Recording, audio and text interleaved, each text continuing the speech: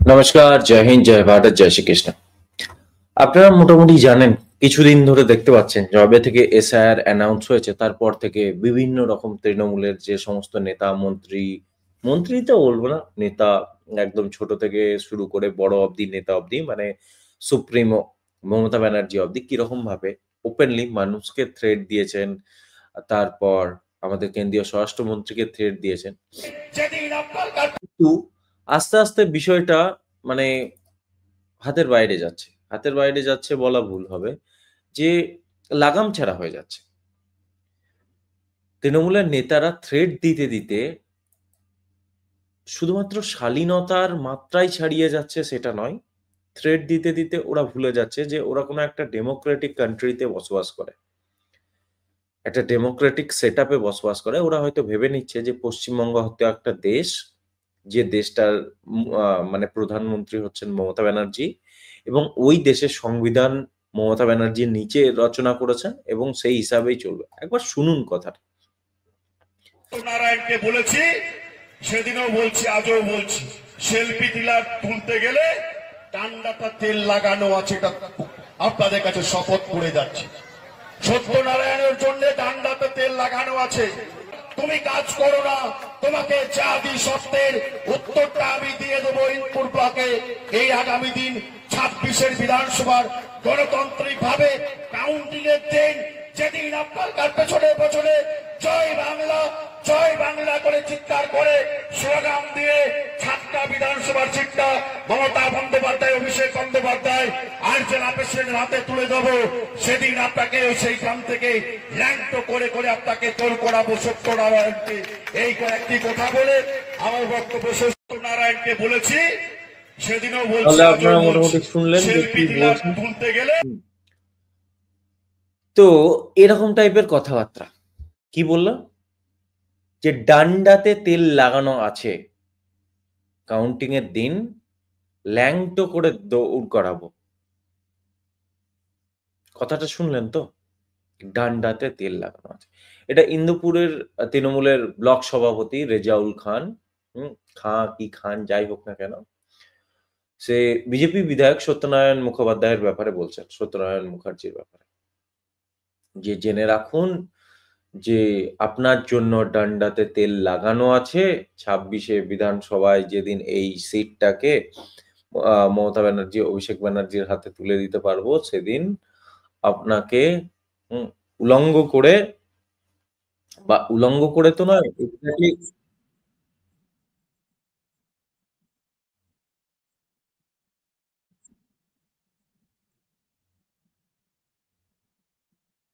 ল্যাংটো করে করে দৌড় করাবো। উলঙ্গ করেও নয়, কথাটা হচ্ছে ল্যাংটো করে করে দৌড় করাবো। এবার একবার ভাবুন এই, ওহো এইটা না, ও আপনারা শুনলেন না, না? সেদিন আপনাকে সেইখান থেকে ল্যাংটো করে করে আপনাকে তোল করাবো সত্যনারায়ণকে। আচ্ছা, সো ল্যাংটো করে করেই দৌড় করানোর কথা ছিল। তো এই যে ব্যাপারটা দেখলাম বা এই কথাবার্তা আমরা যেটাই শুনলাম, আপনারা শুনলেন, এখান থেকে একটা জিনিস কি স্পষ্ট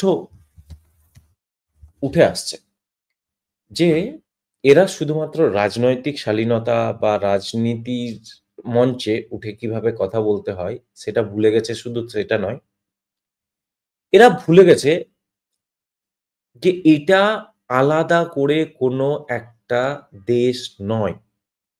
এখানে মমতা ব্যানার্জির সংবিধান, অভিষেক ব্যানার্জির সংবিধান চলে না।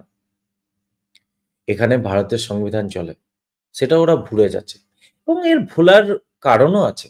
এবং শুধুমাত্র নয়, কালকে আমি আপনাদেরকে হয়তো দেখিয়েছি। হুম? আচ্ছা, আপনারা বলুন যে তৃণমূলের ব্লক সভাপতি, তৃণমূলের ব্লক সভাপতি যখন এরকম একটা স্টেটমেন্ট দিচ্ছে, obviously সে তৃণমূলের পদে বসা লোক যখন এরকম স্টেটমেন্ট দেয়, তখন সেটা তৃণমূলেরই স্টেটমেন্ট হিসাবে গ্রাহ্য করা হবে, তাই না? খুব স্বাভাবিক ব্যাপার। কারণ এটাই তো স্বাভাবিক যে একটা কারণ ওদের পার্টির পদে বসা লোক যখন কোনো স্টেটমেন্ট দিচ্ছে, তখন সেটা তাদের পার্টিরই স্টেটমেন্ট। একইভাবে এর নাম হচ্ছে সোহম। আপনারা দেখেছেন হয়তো কালকের এই ভিডিওটা। সোহম কিরকম ভাবে হুঁশিয়ারি দিয়েছে। থেকে বড় যদি কেউ গণতন্ত্রের পূজারী হয়ে থাকে তার নাম কি? মমতা বন্দ্যোপাধ্যায়। আপনারা যে এত বড় বড় এসে কথা বলেন বাংলাকে দখল করার, আমাদের নেত্রীকে, আমাদের নেতাকে আপনারা যেভাবে আক্রমণ করেন ব্যক্তিগতভাবে, যদি আমরা 1 ইঞ্চি 1 সেকেন্ডের জন্য ওই গণতন্ত্রের চিন্তা থেকে সরে যাই, বলা দূরের কথা, মিটিং করা দূরের কথা, মিছিল করা দূরের কথা, একটা বিজেপির পতাকা আপনারা লাগাতে পারবেন বাংলায়? পারবেন না। আজই গণতন্ত্র। আচ্ছা, এই যে বলছে যে যদি আমরা গণতন্ত্রের কথা 1 মিনিটের জন্য ভুলে যাই, তো তাহলে আপনারা মানে বিজেপির পতাকা তোলার লোক থাকবে না। এরকম টাইপের স্টেটমেন্ট দিচ্ছে। তার মানে কি বলতে চাইছে? হুমকি দিতে চাইছে যে আমরা যদি এরকম করি তাহলে তখন কি করবেন? ঠিক আছে? তো এটাই হচ্ছে স্টেটমেন্ট। এটা তৃণমূলের নেতাদের তরফ থেকে আসছে। আমি কালকে টুইট করেছি। আমি এটাই বললাম যে, ১ মিনিটের জন্য যে গণতন্ত্রের কথা ভুলে যায়, বিজেপির পতাকা তোলার লোক থাকবে না, এরকম কথাবার্তা উনি যখন বলছেন, তখন আমি এটা বলেছি যে ওই বিজেপির প্রধানমন্ত্রী যদি ১ মিনিটের জন্যে গণতন্ত্রের চ্যাম্পিয়ন হওয়ার কথা ভুলে যায় না? আমাদের প্রাইম মিনিস্টার নিজেই একটু অতিরিক্ত ডেমোক্রেটিক, বেশি ডেমোক্রেসি দেখায় তো? সেখানে ডেমোক্রেসি দেখায় যেখানে ডেমোক্রেসি বলে কিছু নাই। তো ডেমোক্রেসির চ্যাম্পিয়ন হওয়ার কথা ভুলে যান আর আর্টিকেল 356 লাগু করে দেন, তাহলে ওই পতাকা মানুষই আপনাদের পিছনে সোজা করে গুঁজে দেবে। ঠিক আছে? তাই যতটা মজুরি ততটাই ঘেউ, ঘেউ করুন। মালিককে খুশি করতে বাপকে ভুলবেন না। যে কে বাপ। ঠিক আছে? সো সেম স্টেটমেন্ট আমি যখন এই ব্যাপারে আজকে শুনলাম, আমি যখন ওই ভিডিওটা দেখছিলাম যেখানে বলা হচ্ছে তৃণমূলের আ এমএলএ, শিফটিং এমএলএ কে বলা হচ্ছে যে, "আপনার জন্যে লাঠিতে তেল লাগানো আছে, গণনার পর আপনাকে নয় তোমাকে।" তো ওরা তো রাজনৈতিক শালীনতাও জানে না। যাই হোক, বলছে, "তোমাকে ল্যাংটা করে দৌড় করাবো।" আপনি একবার ভাবুন। এর মানে এই, এই রাজ্যে এটা এদের দোষ নয়। এই রাজ্যে বিগত ১৪ বছর ধরে যা অবস্থা চলছে, যেরকমভাবে এরা রাজনীতি করতে অভ্যস্ত হয়ে আছে না? তাতে ওরা জানে যে আমরা যাই করি না কেন আমাদের মাথার উপর দিদি আছে। দিদি সব সামলে নেবে। ঠিক আছে? এবং এদের এরকম প্রভোকেটিভ স্টেটমেন্ট এর জন্য কোনদিন কোন শো কজ নোটিস আসেনি পার্টির তরফ থেকে। কোনদিন কোন স্যাক করা হয়নি। বরং যে যত বড় দুর্নীতিবাজ, ধর্ষক, যে যত বড় গুন্ডা তাকে তত বড়, বড় পদ দেওয়া হয়েছে। ঠিক আছে? দেগঙ্গার আ দাঙ্গার জন্যে কি হাজী নুরুল ইসলাম না কি নাম? ওকে এমএলএ থেকে এমপি করে দেওয়া হয়েছে। এরকম আরো অনেকে আছে।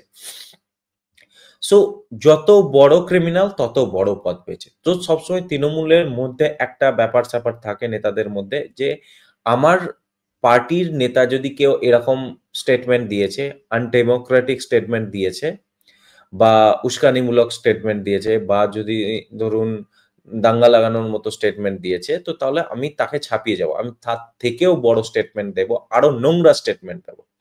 কেউ চায় যে হুমায়ুন কবিরের মতো স্টেটমেন্ট যেখানে ৩০% হিন্দুকে কেটে ভাগীরথীর জলে ভাসিয়ে দেওয়ার কথা বলা হচ্ছে। সেই টাইপের স্টেটমেন্ট দেখলাম। রাজীব মুখার্জি কেউ একজন ইস্যু করছে তৃণমূলের তরফ থেকে বলছে, "এসআইআর হলে রক্ত গঙ্গা বইয়ে দেব।" এরকম টাইপের স্টেটমেন্ট।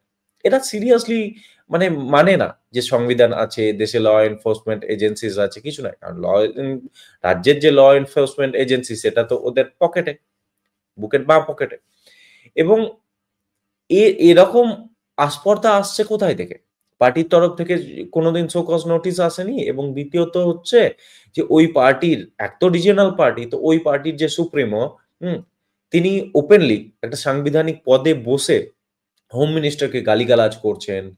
কখনো গাধা বলেছেন ২০১৯ কি ২১ সালে, কখনো বলছেন মির্জাফর, কখনো বলছেন যে এখানে এসআইআর হলে দাঙ্গা থেকে আরো অনেক কিছু হয়ে যেতে পারে। এরকম টাইপের কথাবার্তা যখন বলছেন এবং তার উপর যখন এখনো অব্দি মানে স্টেপ নেওয়া হয়নি, তখন মানে উনি তো বেপরোয়া হয়ে গেছেন না?